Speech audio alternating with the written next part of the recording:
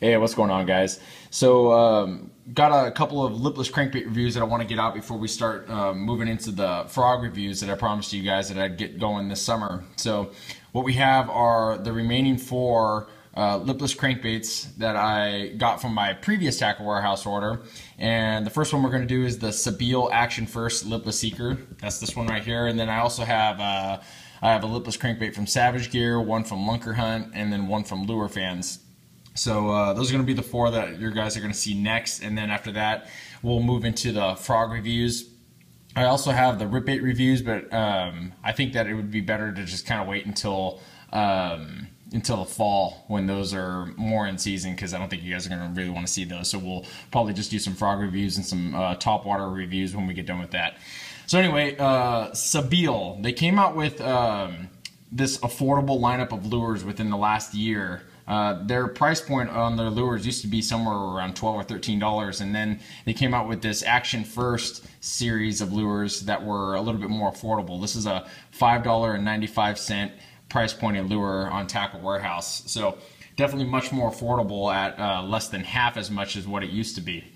So that's kind of nice. There are two lipless crankbaits that they came out with, or at least there's two on Tackle Warehouse. There's one that's called a Vibe Machine, and that one has there's a 1/4 ounce lure and an 1/8 ounce lure. So those are the smaller lures. And then they have this one, the Action First Lipless Seeker, which has two sizes in it as well. There's the smaller one, the 2.5 half ounce, and then they have this one. This one has a length of 3 inches, has a weight of 3/4 ounce. It says it has a diving depth of 5 to 7 feet, and it's a sinking lure, and we're going to go into that here in a little bit. Now, obviously, I went with the bigger lure, and it obviously has, like I said, a heavy weight at 3/4 ounce. I did that on purpose because I wanted to get a bigger crankbait, but we'll go into it a little bit more. But at first glance, there are the first thing that I notice about this crankbait, other than the eyes having their little emblem with the E in there,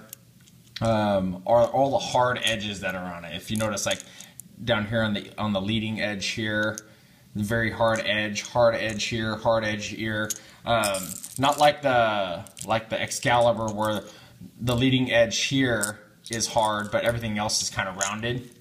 There's more hard edges on the Lipless Seeker. Kind of give you guys an idea. That's the XR50 above, and that's the Lipless Seeker below. 3/4 ounce here. I think this is 1/2 ounce on the top. We also have the Strike King Red Eye Shad, and that's the 1/2 ounce variety right there. Just to kind of give you an idea. It's not a huge disparity in size there, but the weight is where you're really going to see the difference. So now, as far as the rattles and stuff are concerned on this, it does have a really nice rattling system. You can see the ball bearings in here. There are two chambers here. There's a chamber towards the back that's almost completely open all the way back here. It gives them enough room to kind of just bounce around and make a ton of noise. And then there's some more up here in the head of it as well. And then the second thing that you notice about this bait, or I should say the third thing that you notice, is this relatively large weight that's positioned up here on the bottom chin, I guess, of this crankbait. Go ahead and see right there. It says Sébile 3-inch Lipless Seeker. I made some notes on this, so I just want to make sure that I hit the things that I want to talk about, because the things that there are things that I really want to make sure that I talk about when I'm out on the water, and so I always make notes about them when I'm out on the water. So as far as being out on the water in this with this crankbait, obviously because of its heavy weight, which isn't a surprise, it does have a very nice casting ability, which shouldn't be a surprise for a 3/4 ounce crankbait.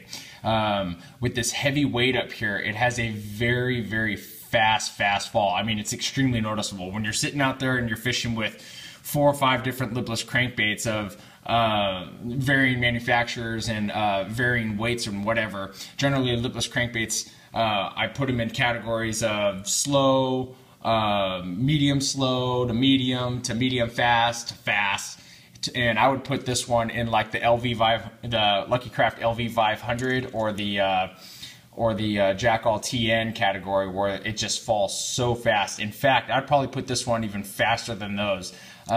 This, for me, is not a good shallow water crankbait. If you guys are going to go out there and fish this thing in 5 foot or less, which is kind of ironic considering that it said it had that 5 to 7 foot sinking depth range.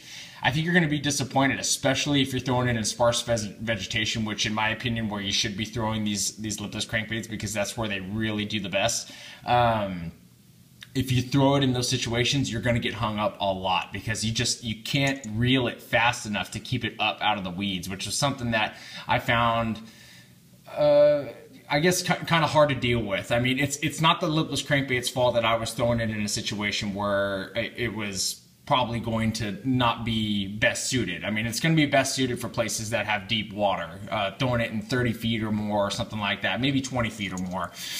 Something where you need to get it down to the bottom and it'll get down to a depth where it'll have more neutral buoyancy and it'll be easier to deal with. If you throw it in situations where there are shallow water and there's vegetation, then like I said, I think you're just going to have a really hard time. It has a nose down fall to it, pretty much straight down like that, which isn't surprising considering that very large weight on the chin there.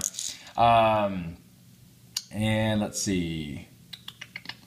Obviously it has a good vibration. I mean, being a bigger crankbait with these hard edges on it and stuff, I mean, it's not surprising that it would have that good vibration. Here's the sound. Here's an XR50.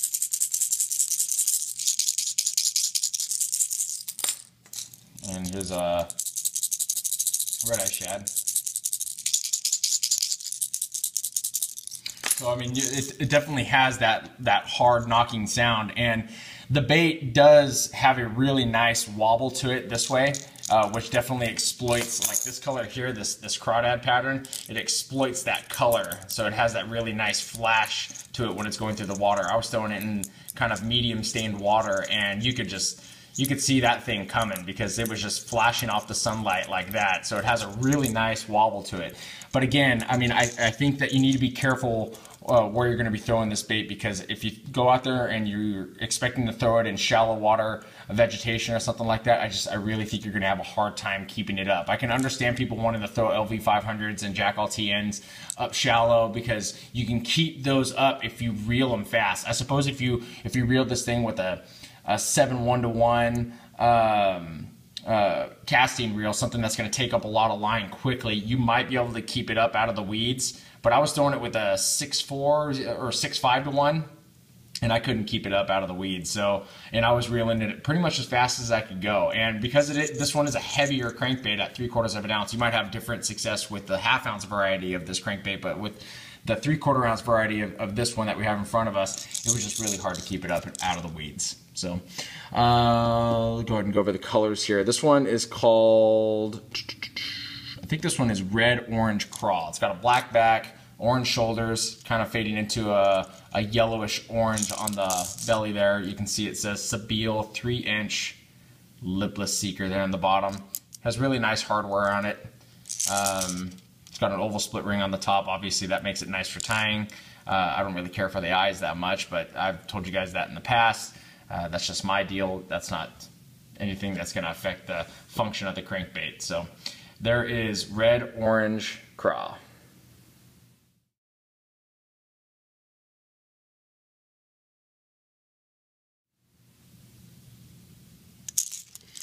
Next color we have is, I believe this is Smokin' Purple Pearl? Yeah, there's really no purple to it, but there it is anyway. It's pretty much a sexy shad pattern. It's got the scale pattern on the back with that kind of baby blue or sky blue color on the back, fading into overall transparent body, shad dot, chartreuse line going there, and like I said, kind of just a pearl belly but an overall transparent body. It says it's Smokin' Purple Pearl, but I don't see any purple in it at all. I mean, I guess maybe you can kind of see that a little bit when I'm shifting it in the light a little bit, but there it is anyway. Smokin' Purple Pearl.